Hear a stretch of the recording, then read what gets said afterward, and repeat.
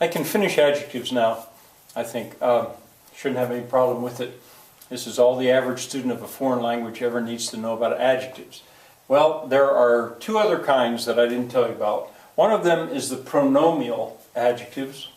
Well, they're pretty neat because they are both pronouns and adjectives. They're both pronouns, that's where the pronomial comes from, and adjectives.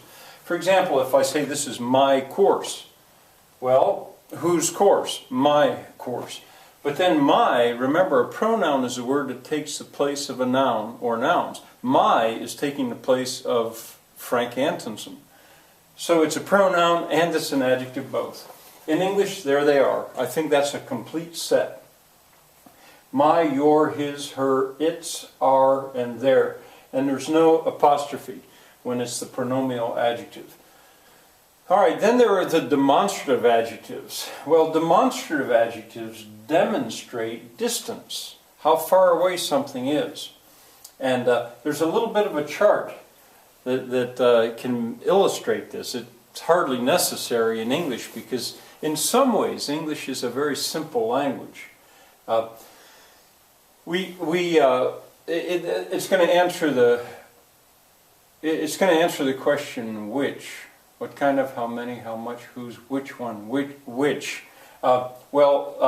This chalk, or that chalk, or these pieces of chalk. You see, chalk is a mass noun. Those pieces of chalk, there they are. There's 4 of them in English. What is valuable to me about this, for my purposes, you see, I'm teaching English grammar, but I'm using the fact that my viewers probably know English and then showing, now here's the grammar behind it, because this is the foundation to go into foreign languages. And in foreign languages, there are demonstrative adjectives. Well, as a matter of fact, in German, it's the same, dies und das. Dies, das. But in the Romance languages, like Portuguese, for example, you can't, in Portuguese, not so sure about, well, I think the other ones too. It's not just near and far, it's very near, fairly near, and very far. So there would be 6. I'm simplifying it a little bit. But there would be 6 of these. You have to decide, is it this here chalk, or that there chalk? This here and that there are regarded as substandard English. But basically you have another level of nearness, a degree of nearness in those Romance languages. But why I'm going into this is because here this little bit of a chart can help to explain it. And we have agreement. I thought about launching into a discussion of linguistic agreement at this point, but I think I'm going to wait. But if you wanted to put in your notes, you could say agreement, QV, quod vide, which see, and you'll see it in the 8th section, page 8 point something. Agreement becomes so important in many languages. In English, you see, if it's only one piece of chalk, we can't say these chalk. We have to say this chalk. This has to agree in number. If it's more than one piece of chalk, we can't say this pieces. No, we have to say these pieces. It has to agree in number, that word. So I'm going to certainly come back to this when I show you some Spanish and some French and some German. I'm certainly going to come back to this concept. But agreement is very important. The reason I didn't go into it now is because I was afraid that I'd forget later on that I had told you about it now. But there you can see agreement. All right, and then finally about adjectives. There's a thing called a comparison. This is a paradigm. It's called just like there's a declension for nouns and pronouns, there is a conjugation for verbs. Well, there's a comparison for adjectives. And when again, it's like a chart. You could You could set it up kind of like a chart here if you wanted to. There's a positive degree. I'm going to use the adjective pretty. That is a pretty girl. There is a pretty girl. Pretty. That's the positive. But if you're comparing, well, that girl is prettier. Spelling changes the Y to I in English, but prettier, we put an ER in the end of it. Predictably, regularly. And are there three girls there? Well, that one is the prettiest. These are the inflections that we do with adjectives to compare them.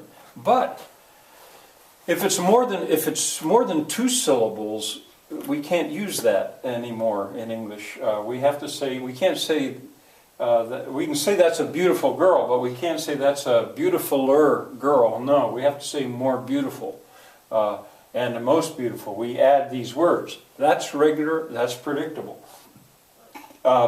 In the Romance languages, we don't have this option. We get this from German. That's very much like German. Basically in the Romance languages, in Portuguese you have to say mais bonito, and in Spanish it would be más bonito for prettier. In French it would be plus joli, plus like plus. You just don't have that option in those Romance languages. But then there are irregular adjectives that you can't predict. That is a good book. But of the two books, that one is gooder. No, you can't do that in English. You have to change to an entirely different word. Why that is, well, you'll have to look at the history of the language, which is very interesting. It's a better book. And of the three books, that is the goodest? No, you can't say that. You have to say that is the best. These two clearly related, this one coming from a different source. Bad is another example. That's a bad book, but that book is badder? No, worse. And of the three books, that is the baddest? No, you can't do that. You have to say that is the worst. This is irregular. You have to learn that. I find myself, when I teach superlative, thinking of Shakespeare.